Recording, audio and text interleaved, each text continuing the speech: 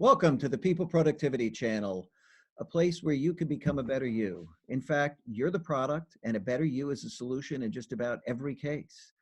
Today, I have on a very special guest, Eric Bloom. Eric's a great guy, and we have a very, very timely topic, which is how to enhance your influence in a remote work world. And Eric has spent incredible amount of time, working on influence, has a book on the power of influence. And we live in a world where not everybody's a leader, but everybody has influence. And in fact, you can enhance your influence. And as we continue to see the world flatten, hierarchies go away, it's going to be the people with influence that have the greatest impact. So Eric, before we get rolling on this, do me a favor, give them a quick introduction, and then let's get into influence in the remote world. Sounds perfect. First of all, Frank, thank you for having me on. I really appreciate it. You're welcome. Again, name's Eric Bloom. I'm the founder of OfficeInfluence.com. It's based on a book that Frank had mentioned named Office Influence, Get What You Want from the Mailroom to the Boardroom. I've been in this sort of the training, speaking, writing, executive coaching business for about a dozen years. Before that, I was a C-level executive in a number of different firms sort of over my career. Again, welcome, and thank you so much again for having me. Yeah, well, let me ask you this, right? We always start with, why were you so motivated to dig into influence at the level of depth you did, Okay. right? What triggered that? It's interesting. Over the past dozen or more years, I've taught classes on various interpersonal communication type activities, including negotiation, organizational change, conflict, difficult conversations, things along that line. And what I found was as time went on, is that I continually added influence techniques into those different classes. Excellent. I also should say I had a class called, still do obviously, called, Leading Through Influence. Because really, what's negotiation? It's dynamic, interactive influence, me trying to influence you to get the things I need in the contract or whatever, and you doing the same. What's conflict resolution? It's me influencing you not to be mad at me, or for two people not to be mad at each other. So what I realized over a number of years was that influence is really, as they say, the tip of the spear regarding all different types of interpersonal communication. Yeah. Regarding the book itself is that, I'd written a number of books and, I was sort of done writing books, but this one I just felt I sort of had to write. I remember about 2 years ago looking at my wife, Cheryl, and say, Cheryl, I really did a stupid thing. She says, what did you do? I said, I wrote the table of contents for new books and now I have to write it. Yeah. By the way, I think we should mention something that you're going to offer our audience a freemium today. Yes. Eric has an assessment where you could go in and see how influential you are. It's a 20-page report. It's a fee-based product. It is not a free product. So please stay on to the end. We're going to tell you how you can actually take advantage of this. So let's get into influence, and in a remote world, obviously, which we've suddenly launched into, and people have talked about, work from anywhere, lead from anywhere, do all this stuff for years. Now it's real because everybody's got to do it. So where do you want to start with this? Well, what I'd say is that, it's interesting is a lot of people are thinking that that things are real now, that everyone's working virtual and so on. But then, as soon as, God willing, this virus ends, everything will be back to normal. Everyone will return to the office. Yeah. I don't see it as really happening that way. What I see is my prediction is that certainly some people will go back to the office, but firms that over this tough time are going to have to come up with new technologies and processes and business models and things that will allow their people to work more efficiently from home, quite frankly, out of necessity. So with all of those things in place, I think that when this all ends, a higher percentage of office workers, people who can work out of the office will, whether it's on multiple days during a week or just their full-time job has been moved to be virtual, and they'll just take a cube at the office when they need one. Yeah, so I'm totally with you on this. I think we'll have the world of work before COVID-19 and the world of work after. And it's actually for a company to have an agile workforce where you can quickly continue business operations, even if you lose your facilities, this is a great business continuity solution for most. Absolutely. And It also widens the workforce, because if you were only hiring people who lived in your physical area, and now, whether I'm working from home 5 miles from the office or I'm working the other side of the country, time zone aside, it's still the same thing. it is, it is. So the whole notion of hire from anywhere is going to be a big deal. It is, because people have talked about it, but in many cases, they really weren't equipped on board and right and do things. So now we get a world of work where more people are going to be working remotely than ever before on a permanent basis. So influence, which can be quite difficult actually face to face, has some new challenges when suddenly you're not in the room with those people. You're maybe not able to just run down and grab a cup of coffee with them at Starbucks and do some of the things that make it easier to build relationships and open the door to influence. So where do you start with this conversation on influence? What do you think? There are a lot of things we could cover. So why don't you take us down the path? Sure. What I'll talk about is sort of a definition of, when I say office influence, what I mean, and then could talk about some sort of tips and techniques that will work not only virtually, but quite frankly, will help you should you eventually move back to the office. Yeah, perfect. So my definition of office influence, it's the ability to move a person's thinking, actions, and decisions in a way that forwards your business objectives. So, Mhm. when people think of influence, they can think of it, politicians use influence to vote for you, use influence in family, with kids, with everywhere else. Where my research has been specifically targeted is influence in the workplace. Now, many of these techniques, quite frankly, will work effectively outside of the office, just because at the end of the day, people are people. These are But life we're skills. specifically define it this way. Yeah, definitely life skills, super important. So next, I'd say is that if you'd like, I could tell you a few sort of, as they say, tips, tricks, and tactics. I think Uh, that's what we love on this channel. This is okay. about everybody becoming a better version of themselves by building new skills and techniques. So perfect. Okay. The first of which would be is that it's called reciprocity. Many people who talk about influence actually discuss reciprocity, but I'd like to give you a way to use it, and then we'll talk about other things and how to use them also. Yeah. But let's say, for example, Frank, let's say that you were someone I wanted to influence in the office. Maybe you're my boss. Maybe I'm a project manager and you're a stakeholder on my project. Maybe you're just a senior executive that I'd like to have. Be able to use delegated authority from, or Sure. whatnot, is that, and let's say that your specialty is culture, probably not too far of Yeah. a specific, giving Pretty close. yourself, Frank. So what I would do if I wanted to influence you is that, those emails that we get that, we don't even know where it came from. And a lot of them are really great um, content marketing, on white papers, on whatever it might be, or just a really Yeah. great blog, and companies wanting to market themselves.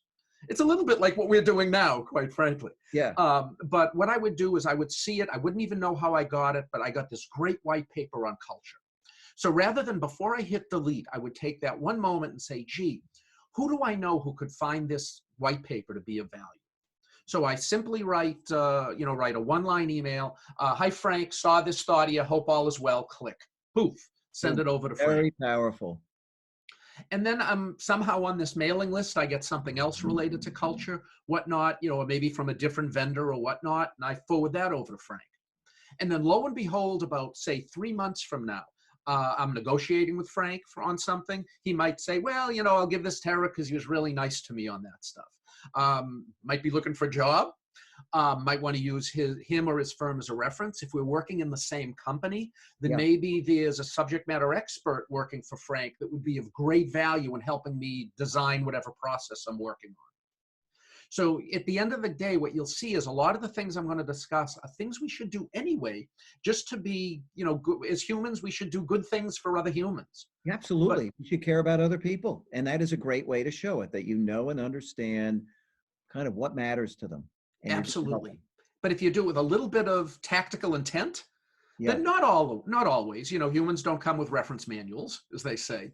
But, if I do that, just because I should do that anyway, it has a way of coming back to you, particularly if you target it towards those specific people that you want to influence at a future time.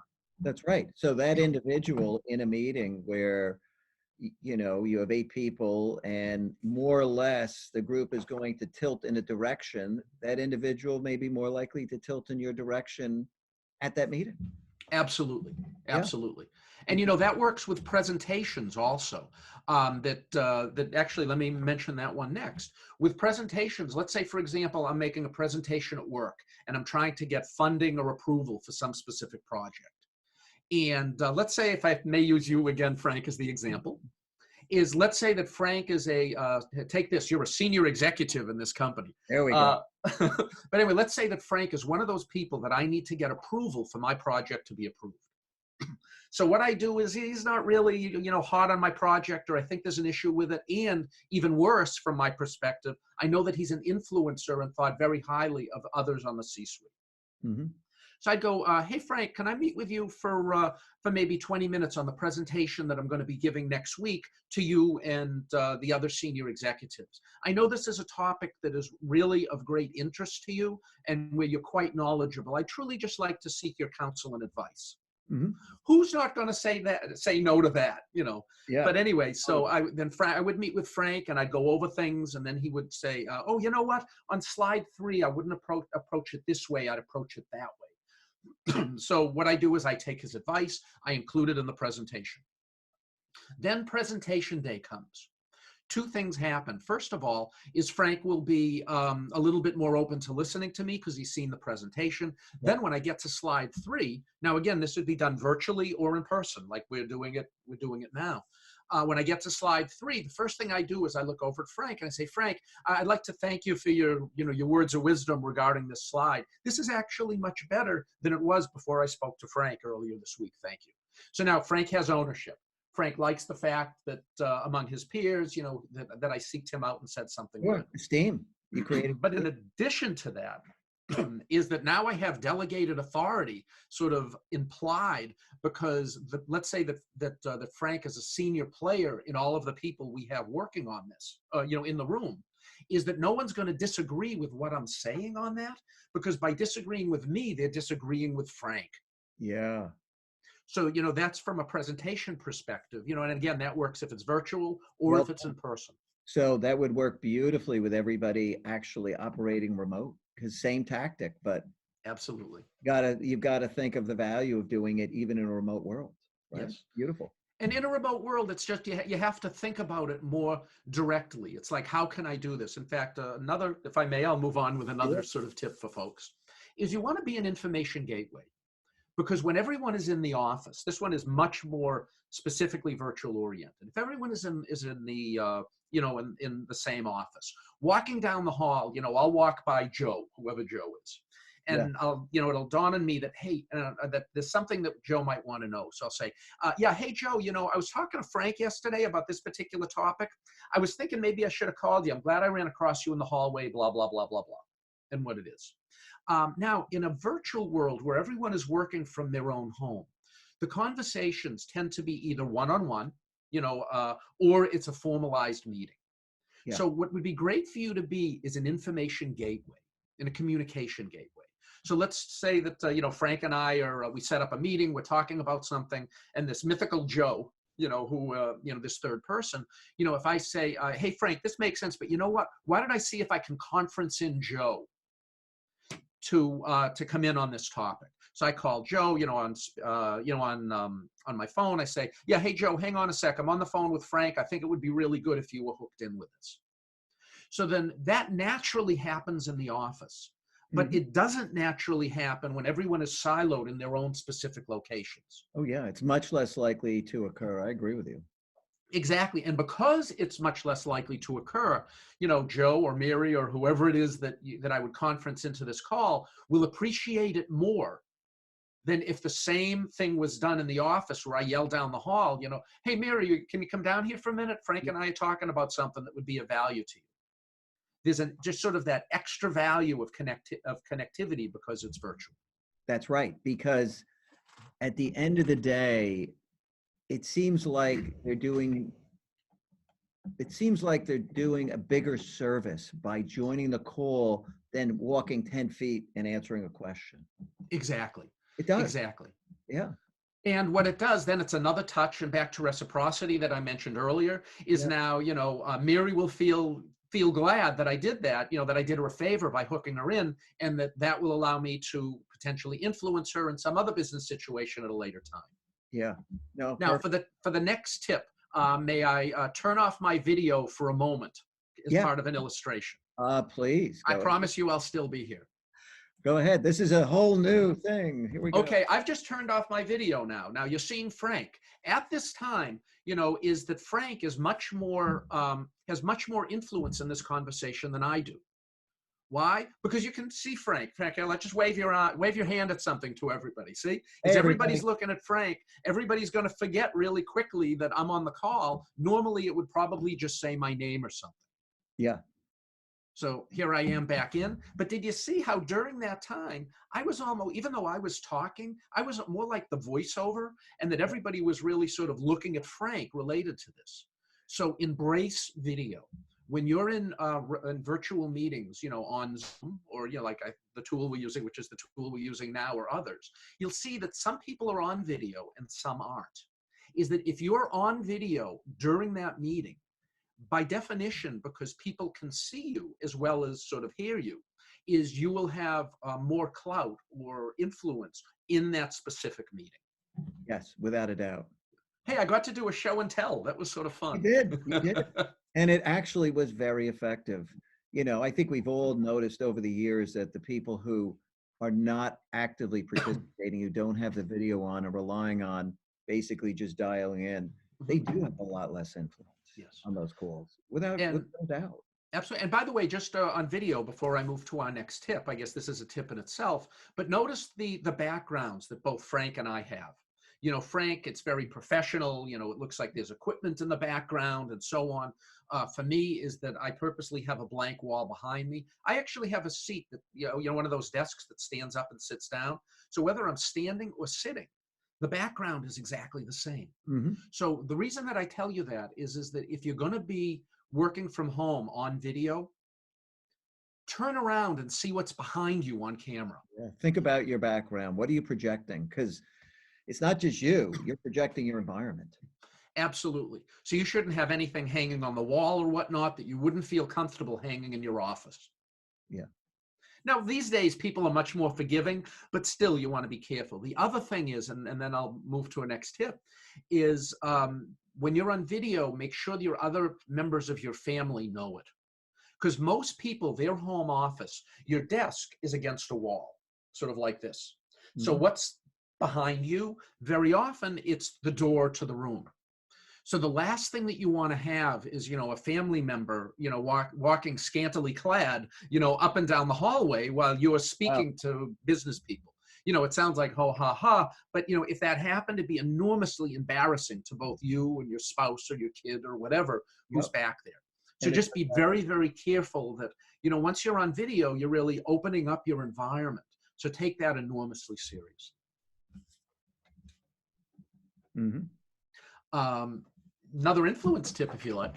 Okay. Yeah, go for it. Okay. The next one is, and again, this is one that works well in the office and other places. And what it is it's showing gratitude. Like typically what we'll do is if, let's take an email world, is that I ask you something, you email me back, and what do? I say thanks, send it back, or I do a little smiley face, emoticon, and send it back. That people go, oh, good, okay, and then it's totally forgotten. So what I'd say to you, if you're going to provide gratitude, do it in a memorable way. Yeah. Now, before I get into, like the tips, let me tell you a place where, and I've used this hundreds of times in keynotes and classes and other places, and no one has ever been able to tell me where gratitude has meant less than in this example. Okay. Say that I'm driving the car and I'm like the fifth person in line behind a red light, waiting for the light to turn green. Nobody behind me. A car comes up from the other direction and wants to take a left to go to, say, into a parking lot or a small side street or something like that. I look in my rearview mirror. I don't see anybody. I give them one of these. I back up 10 feet and I go like this to wave them through. and then they don't wave thank you. Yeah. Has that ever happened to anybody and you thought to yourself, well, if I knew they weren't going to wave thanks, I wouldn't have let them in? Oh, absolutely. The ingrates that are out there, for Yeah. sure. So as a result of that is, I mean, where could gratitude mean less? Literally, you don't know each other. In a second, you're physically gone. If you ever saw them again, you would never know it. Yeah. So imagine when you say thank you to someone, when it's really meaningful, is that people remember that. Now, there are different ways that you can do it in, in a virtual world. One of which is, I'll stick to email and then I'll get to some other things, is one of them is don't just email them thanks. Say thanks, maybe say you appreciate it and why. This project wouldn't have been the same before you got involved with it. We had trouble with A, B, and C. Through your assistance, now we're at 1, 2, and 3. You've really helped not only my project and the company. Thank you. And then you copy their boss. Have you ever gotten one of those emails where it was really great about the neat things you did, and then you looked up and see they copied your boss, and you go, yes. It's Oh, that yeah. same concept. It brings in visibility. It brings in gratitude. It brings in a little bit of reciprocity. It brings in liking. They'll like you a little bit more. There's a whole number of different sort of influence currencies, to use a concept by Cohen Bradford, that goes into it in that simple email. That one they'll remember. And the beauty is, these are just the right thing to do. You should be grateful. And, in a time like this where people are going to need more support, they may need to call on people to say, hey, wow, I got to get this decision made. What do I do now that we're all remote? How do I go about this? And somebody helps you. You've got to thank them, because Absolutely. you're going to want them to help you next time. And they're going to be less likely to help you if they're the gentleman driving through the intersection and never says thank you. Right? Yes. Absolutely. It's And if really you're thinking back to that example, and you think, well, I wouldn't care if they didn't wave to me. For you, are you going to be mad at them if they did wave at you? Or are they going to say, I can't believe they waved thank you? No. So the worst case is they don't really notice or care. The best case is you're doing something good for the world. And if they like you a little bit more because you've said thank you, they're more likely to help you again in the future. And you're helping the company, because this is what underlies speed of work. All of these things that cause people to work better together actually improve and enhance the overall speed of work, as things get done quicker. It's all of these thousands of little things going on, some of which happen well and some don't. So they're helping the company as well. Absolutely. It's not just themselves. They're helping everybody, because the company, you win together. Now, a couple of other things you can do, because notice in that first one about the email, it was personalized. Here are a Yeah. couple of personalized other things you could do. Let's say, and Frank, if I could use you again as the example. Yeah. Let's say I call Frank on the phone and we're having a conversation, and and then partway through the conversation, we start talking about a book for a moment. One that says, Frank says, gee, did you see that so-and-so has a new book? Yeah, it's on my list to read. So what I do is, after we get off the phone, is I just go to Amazon. What's it going to cost me? $5-10, and I basically buy a book on Amazon specifically to email to him the book that we were talking about together. He gets in the mail. What did it cost me? Like $10 maybe. But then it goes directly to him. He'll remember always where that book came from. You bet. Or another one that actually is that I did by accident a number of years ago and just loved the idea afterward. It fell into the category, if you can't be smart, be lucky. Mm-hmm. I'm based in Boston, and I was working with a client in California. The only time that I had on my calendar all day to meet with them was 3:00 Eastern time, which is noontime in California. So what I did, just sort of to be fun, I've been working with these folks for a while, is that I called them up and said, hey, for our meeting today, I have a package being delivered about 10 minutes to 12 that we'll discuss during the meeting. And they looked at me like, what, do you own UPS? How did you know that it's going to be delivered about 10 minutes to 12? I said, I talked to everybody. He'll be there at 10 minutes to 12. And what I had delivered was three pizzas from the local Domino's. Oh, perfect. And I mean, who doesn't like a free lunch? Oh, absolutely. The joke then, not only did it then make me closer working with that client, and I still work with them, a number of years later, but every so often they still joke about it. And they say, hey, gee, Eric, only time we can meet is noontime. Oh, that's great. Just as a joke and a reminder of what I've done. Yeah. But those type of things, people in the office, you bring somebody in and you bring in lunch. yeah, okay, cool. I'm glad you had lunch. That was nice. It's nicer than not having it. But when you reach out and do something a little extra special It's that people special. particularly don't expect when they're isolated in their own homes, it magnifies its appreciation from their perspective and your ability to, and the value to you in having done it from your perspective. Yeah, yeah. Fascinating. Imagine, getting a pizza delivery to somebody's home in this situation, Mhm. because then they have leftovers, right? So you can have a pizza lunch with them online because you could have pizza, they could have pizza, and it's a nice way to do it. Absolutely. In fact, I'm going to pick on the Boston, California thing, or even it could be, same time zone, sort of in multiple cities or physical locations. Yeah. Is that, say, for example, that you and your team are having a noontime meeting, and say you're a manager and everyone's calling in at 9 o'clock in the morning. If you're in a city where it's where they're doing, where they'll do delivery, have bagels and coffee delivered to everybody's house. Or Yeah. lunchtime, have pizzas delivered. Just as part of the meeting, put everybody on camera. And it's Yep. not the Yep. same as being in the same room, but everybody appreciates it. It's very, very valuable to do team type activities like that remote. Absolutely. People should do them, but they have to be more thoughtful about it, right? Yes. Because little things Absolutely. And different. then it's a shared experience with the team. Now, Yeah. may I mention one other video example, just because obviously everyone's Yeah. using video more now. Let's say that that Frank and I are, for the past 6 months, we've worked together in different ways. We've never actually met each other. It's been emails, it's been phone calls. I'm in one office, he's in another office. I'm in one state, he's in another state. But for whatever reason, we've never actually, met each other. Now today, of course, we wouldn't be shaking hands. We'd be sitting or, just waving. But if you Yeah. get the Yeah. idea. But anyway, is that let's say I have a call set up with Frank. And I say, hey, Frank, you know what? Why don't we do it on video? It'd be great to put a name with the, face with the name. And we do that. And we do exactly what we're doing now. Nothing Yep. fancy, just two people on Zoom or whatever technology, Microsoft Teams or whatever you're using. Is that when we get off the phone, the connection between Frank and I will be much stronger than it would have been before. Think of it from your perspective. Have you ever worked with someone, say, for a 6-9 month period, but only on phone or via email, and then you just meet them serendipitously because you're at the corporate office. You walk by the down the hall, and you see their name on a cube Yep. wall. So you knock and say, hey, I'm Eric. Are you the Frank that I've been talking to for 6 months? And they go, yeah. Oh, hey, great to meet you. You talk for 3 minutes in the hallway. Has that ever happened to you? Oh, And then absolutely. the next time that you communicate with that person via phone or email, it just feels a little bit more familiar and trusted. It's a warmer call. Absolutely. You can't beat personal connections. There is some Absolutely. magic to that as humans. Yes. And now that everyone's on video, you have an opportunity to do this that you didn't have before. Hmm. Yeah, because things are going to eventually normalize. You'll be back in the office. People that you work with remotely, look them up. Stop by. Say, hey, I really enjoyed, your help during this most recent crisis, and thank you. Yeah, absolutely.